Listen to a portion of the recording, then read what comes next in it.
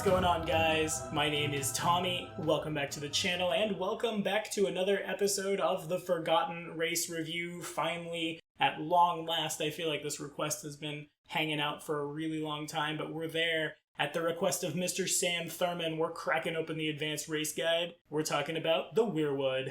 If you guys like what you see, remember, like and subscribe. It means the world. And hey, if you've got any requests, throw them in the comments. Before we get underway, of course, this episode of the Forgotten Race Review was brought to you in part by one of our newest patrons, of which there are just so many right now. None other than Buffalo.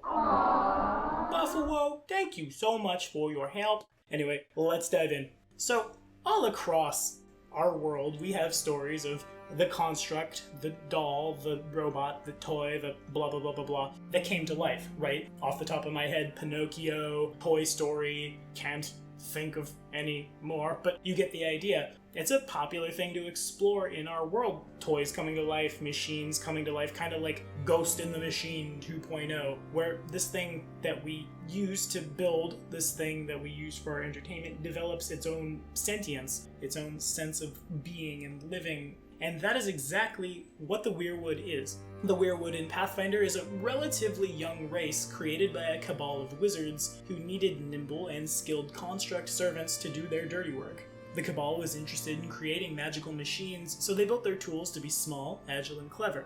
Over time, the cabal pushed the limits too far, as science is wont to do, and created minions with free will.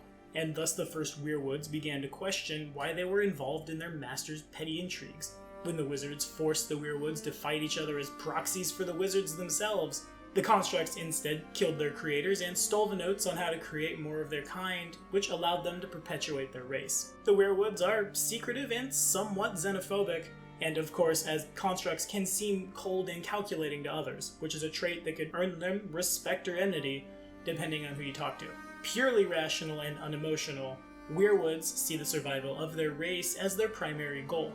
Even the rare Wyrwood who understands the point of empathy and altruism sees such concepts as mere tools to help ensure its own survival or the survival of its people. All Wyrwoods know how to create more of their kind, and they keep the details of their construction process secret from other creatures, of course, to make sure that their race is never again enslaved. Also, hey, fun fact, the Wyrwoods in Pathfinder are from Arcadia. Don't know where that is?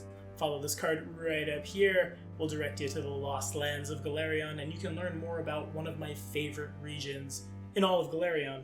Now, Wyrwoods are a little awkward in terms of stats because they don't have an age of adulthood so much as they're created, and they don't have a maximum age because they're created. I suppose they might have an end of warranty date that you might need to track. I don't know, maybe your GM's particularly not happy about the fact that you argued into playing a construct, because constructs they are. But that's what you're looking at. It's kind of like a Warforged, except small, and there are no strings on it. So we'll grab the gnome for our height and weight. Since we assume them to be agender because they are constructs, we'll put them anywhere from 3'2 to 3'8, weighing anywhere from 37 to 43 pounds, just little tiny little fellows. Those little tiny little fellows have a +2 to their dexterity and intelligence, but a -2 to their charisma. Again, they were created to be agile and clever, but they lack empathy. They've got dark vision, they've got low light vision.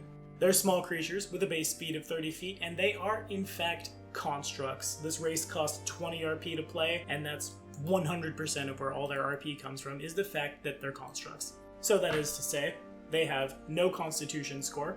Any DCs or other stats that rely on their con treat them as if they had a con score of 10 with no bonus or penalty. They're immune to all mind-affecting effects, that means charms, compulsions, morale effects, patterns, and phantasms. They're immune to bleed, disease, death effects, necromancy effects, paralysis, poison, sleep effects, and stunning. They can't heal damage on their own, but they can often be repaired with exposure to a certain kind of effect. Make sure you have someone who can cast Mending, basically is what that means. They are not subject to ability damage, ability drain, fatigue, exhaustion, energy drain, or non-lethal damage. They're immune to any effect that requires a fort save, unless it also works on an object or is harmless. They do not risk death from massive damage, immediately destroyed, though they are, when reduced to 0 hit points or less. A construct cannot be raised or resurrected, and they do gain bonus hit points based on their size. Since we're a small creature, they do begin play with 10 extra hit points, think racial hit points like Starfinder or Pathfinder 2nd Edition. And of course, as a construct, it does not breathe, it does not eat, it does not sleep.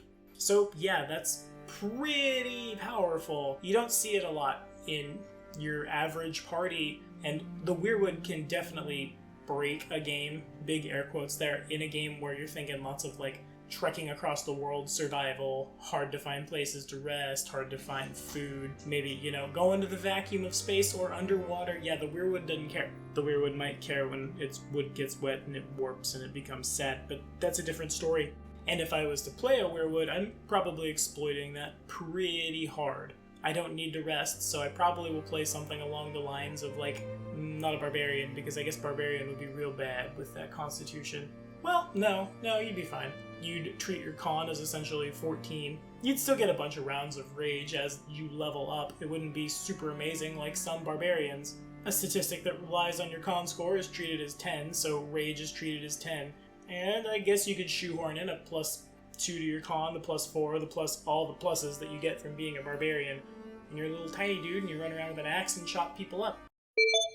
This, of course, assumes that you have taken the alternate racial trait, emotional. Through a mistake of the creation process or an intentional design choice, a Wyrwood with this alternate racial trait possesses emotions. A Wyrwood that desires to make use of or benefit from a class feature that provides morale bonuses, such as the Barbarian's Rage ability or the Wilder's Euphoric Surge ability, requires this alternate racial trait. A Wyrwood with this alternate racial trait, unfortunately, is not immune to mind-affecting effects. Well, it's like Pinocchio meets Chucky, I guess? I don't know. There are no strings on me. I'm gonna make that joke way too much. And I really would if I was playing a Wyrwood in a long-term game, because there's no reason that this guy couldn't easily tip to evil, because he has no sense of empathy by and large.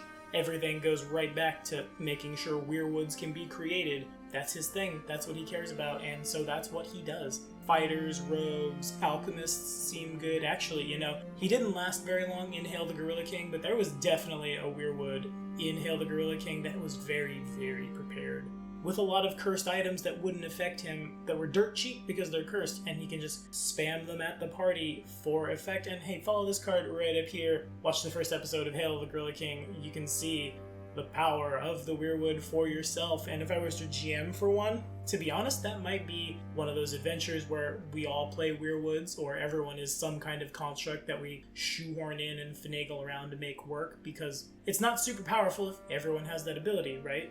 Make sense? If no one's breathing, eating, or sleeping, we don't have to worry about, oh, that guy's so much better than the party. He's not breathing, eating, or sleeping. Just affect him with something like fire or sonic damage or anything that hurts a construct a little more, and it becomes perfectly balanced. But what do you guys think about the Wyrwood? Have you ever played this race? Have you ever GM'd for it? And do you think we should see it in Pathfinder 2nd Edition as an ancestry? Because, you know, I think I do. I think it'd be sweet. Just kick open that can of worms right away. Anywho, let me know what you're thinking in the comments. We'll keep the conversation going, and again, thank you guys so much for watching. Be sure to like and subscribe for more videos. The next episode of the Forgotten Race Review, where we're breaking open the strange eons for a race I honestly didn't even know existed before it was requested, the being of Ib. And it drops next Monday.